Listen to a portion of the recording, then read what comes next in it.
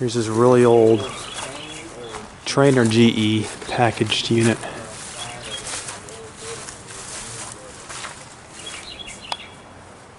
I think that's the data.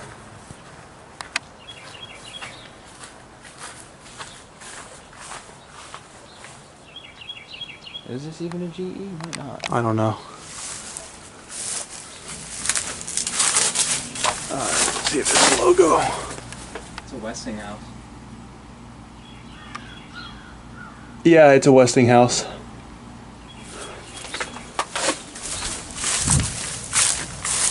I just heard something kick on.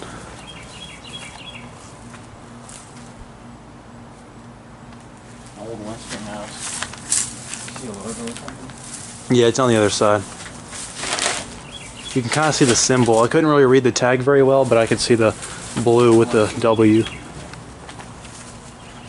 I guess that's all there is to show. Not really much else to see.